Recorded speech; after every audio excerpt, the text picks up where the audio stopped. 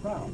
We'll talk about all of those, look at the team as a whole from the personality standpoint and as a playing performance standpoint, and also look at the Missouri Valley and what Coach thinks about some of the toughest teams in that conference will be. We'll look at highlights and talk to Coach in just a minute, but first we'll take the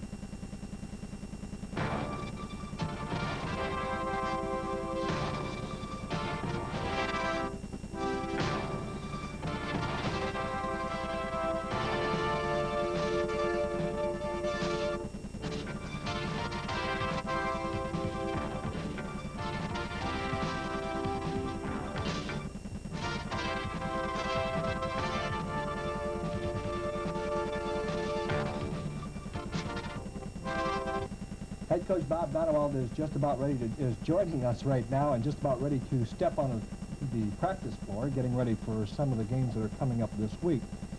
Coach, going into the season, everybody kind of has a feel for what a team is going to look like. And, you know, I don't know how much you evaluate a team from a preseason standpoint, but from my own personal standpoint, watching them in the fall and then once the season got underway, I saw a dramatic change take place. And some of that really has to do with injuries and other aspects of the team. What are your thoughts on that?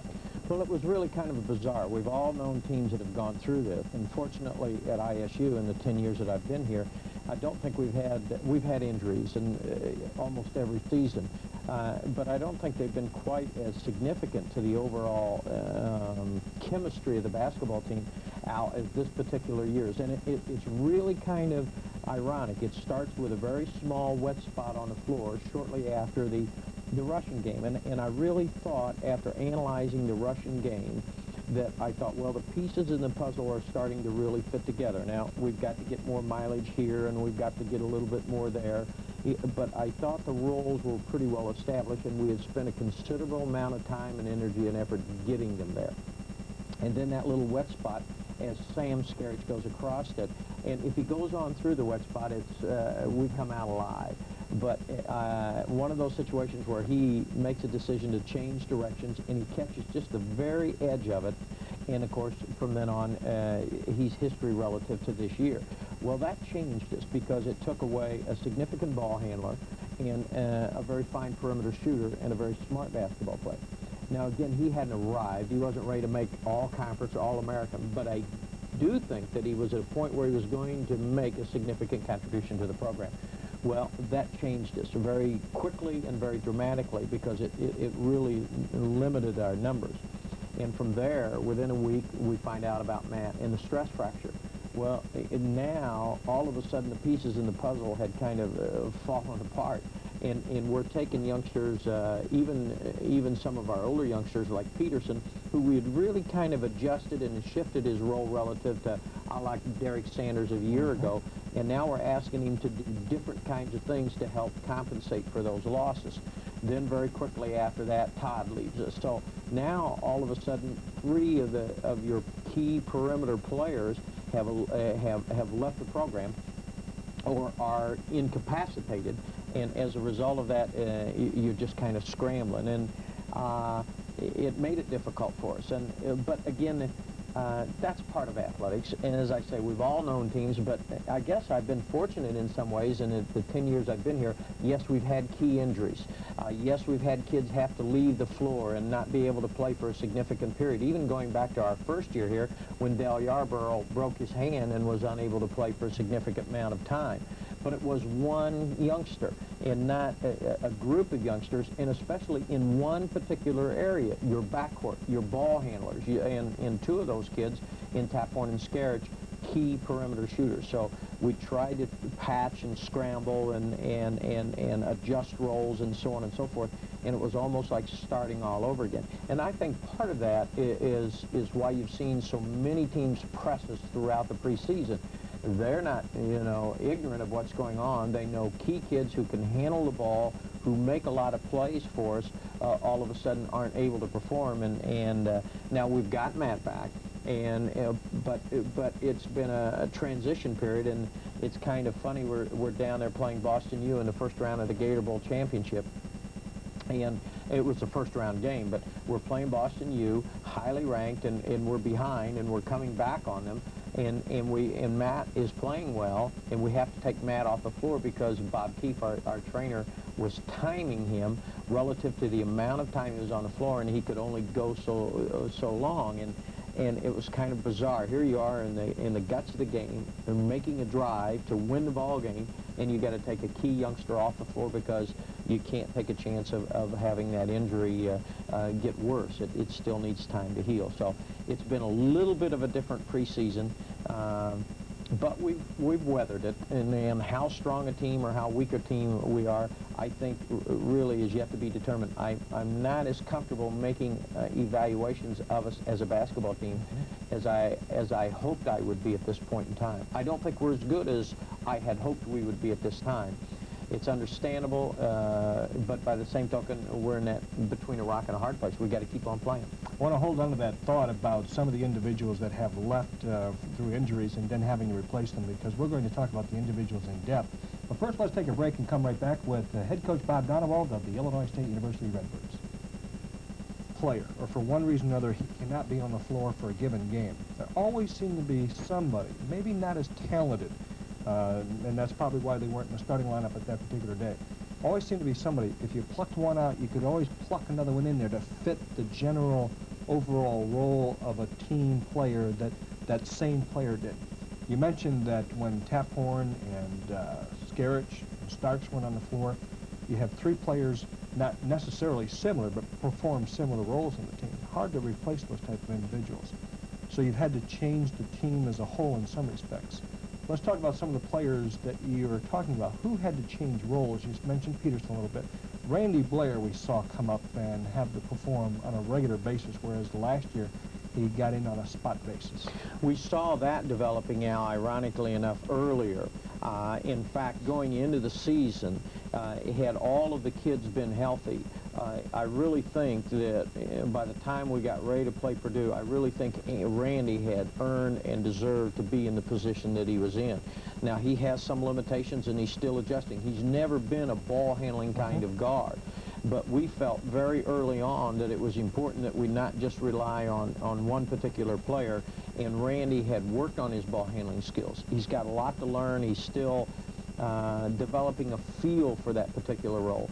But we felt his performance really from about a week after the Russian game on, we saw some strides in him. So what we did was his role wasn't dramatically changed, but the amount of time that he had to assume those responsibilities was dramatically changed.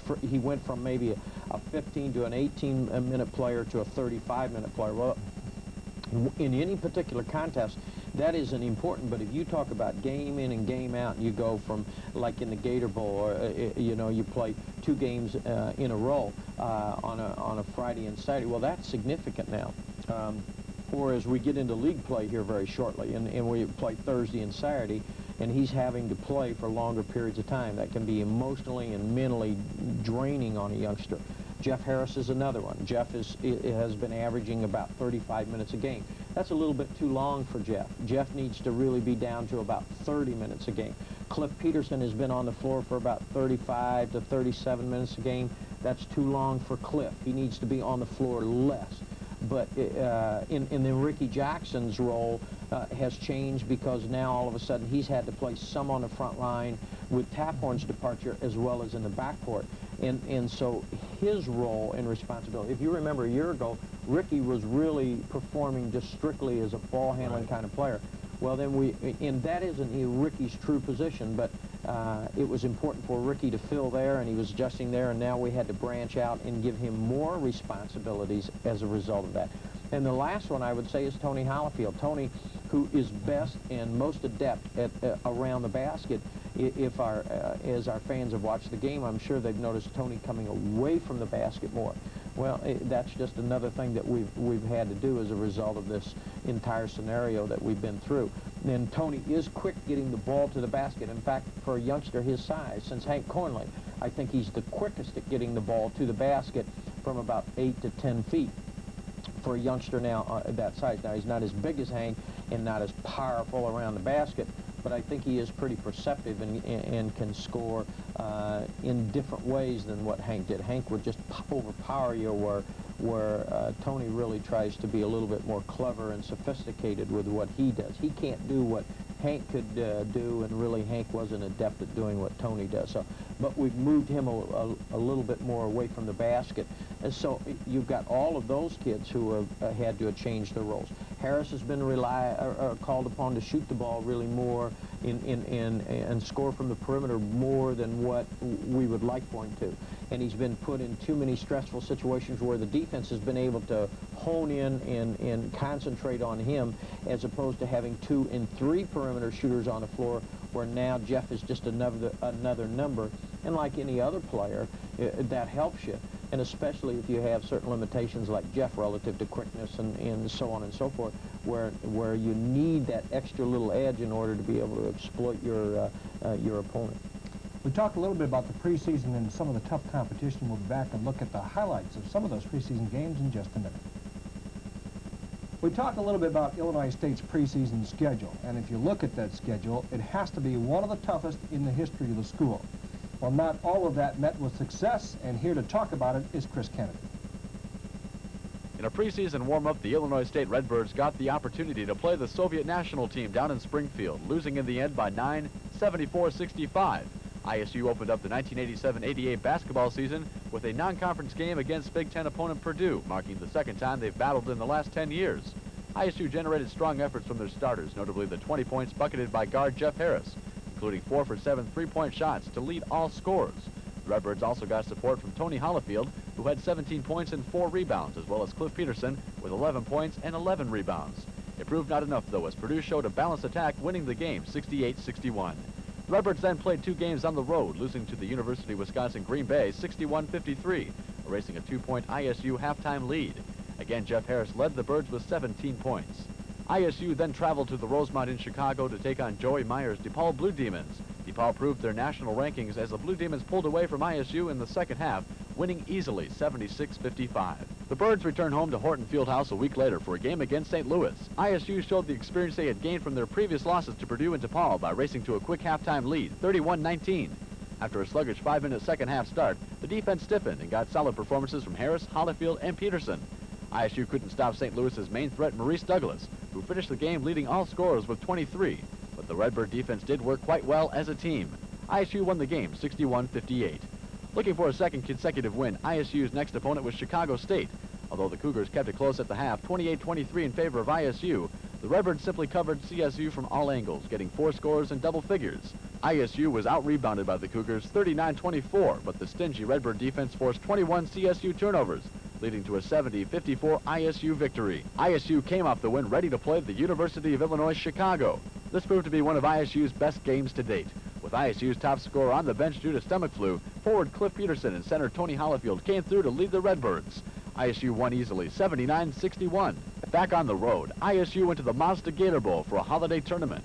They extended their winning streak to 4 with a first-round win over Boston University 61-52, which pitted ISU against St. Bonaventure for the championship game. ISU played well both on offense and defense, but lost the game on a last-second basket by the Terriers.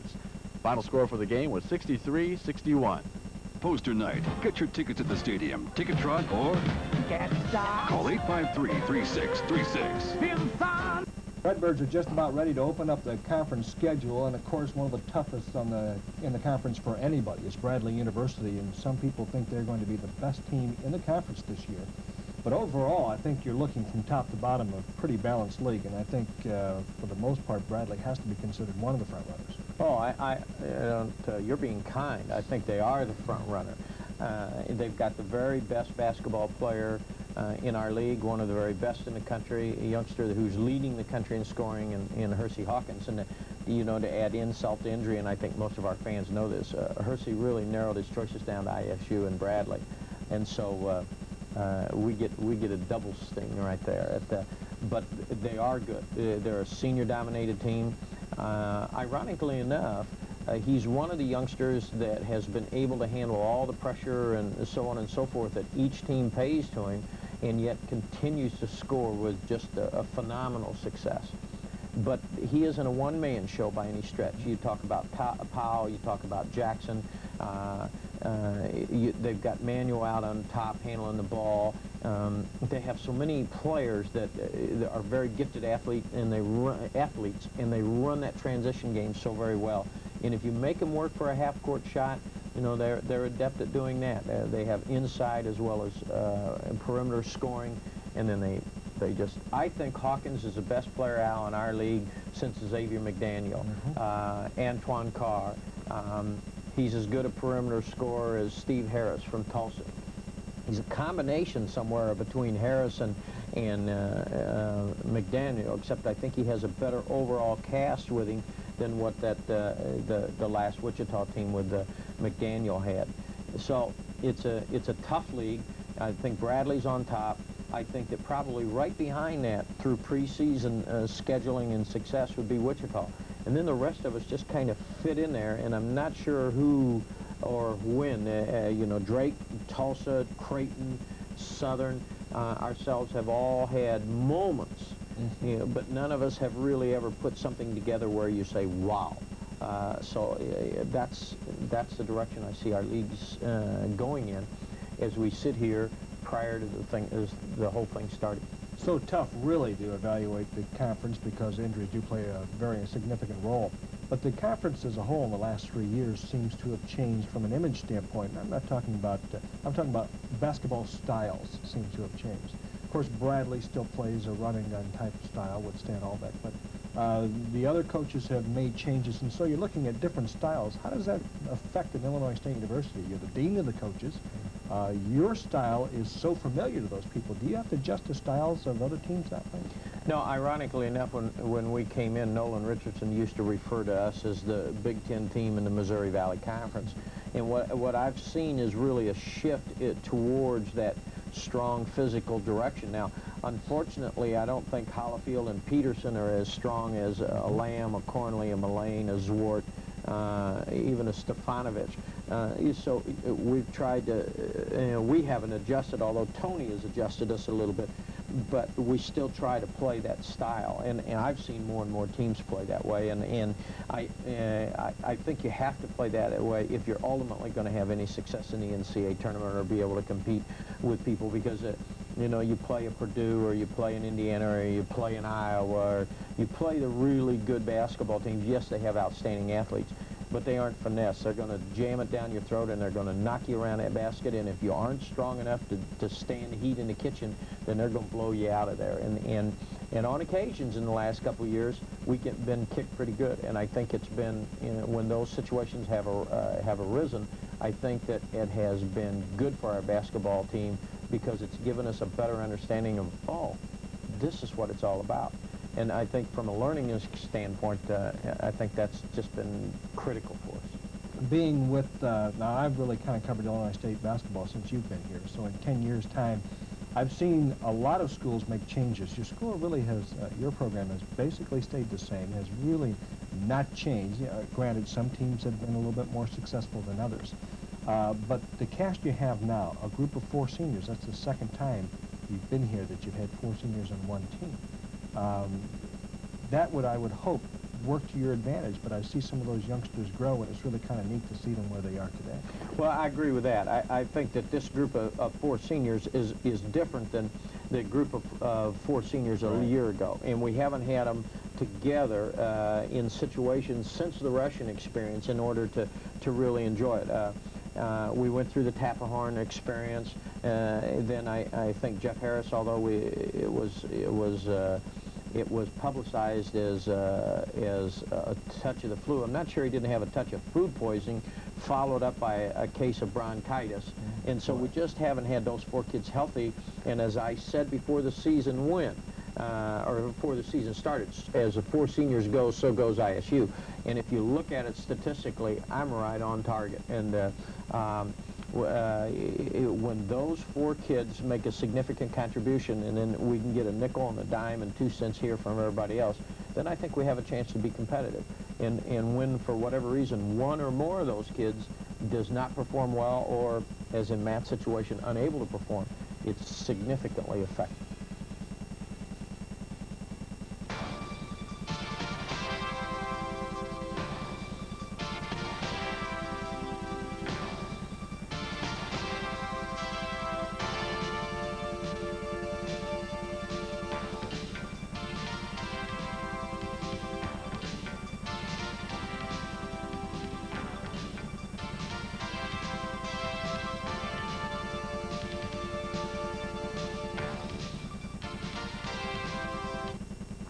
Back with head coach Bob Donewald. Coach, you talked about the preseason at length here.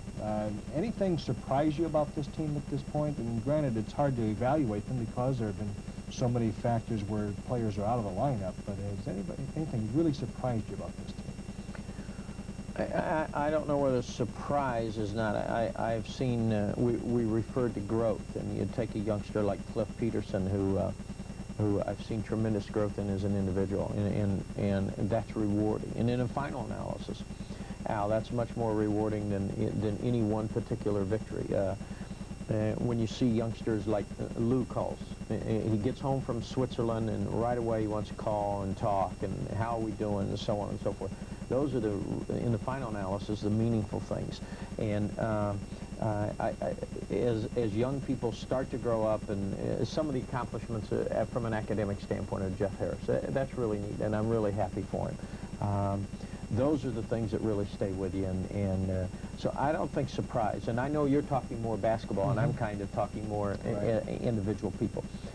I don't think there are any surprises yet. The surprises have been in the frustrations of dealing with the whole doggone situation. I'm just looking for us to get as healthy as we will get this year, because Sam will, for all practical purposes, the injury was a little bit more serious than what we initially thought about. It'll probably be now February, and I'm guessing, I'm not a doctor, or March before he gets back on the practice floor. So once we get as healthy as we can get, I'll really be anxious to see if we can put enough of it together to make it interesting, but no surprises right now. This coach's show is being seen in another number of cable systems throughout the Midwest, and a lot of ISU alumni out there. As you watch, Coach, if you have any questions of him, feel free to drop us a line, and we'll show you an address here. Please write to head coach Bob Donewald Coach's Show, in care of Telecable of Bloomington Normal, 1202 West Division, Normal, Illinois, 61761. Again, that's the Bob Donewald Coach's Show, in care of Telecable of Bloomington Normal, post out, or rather 1202 West Division, Normal, Illinois, 61761. If we do use your letter on the air, you'll receive this free Converse bag as a courtesy of the Bob Donewald Coach's Show. That's our show for today. We'll see you next week right here on your local cable system.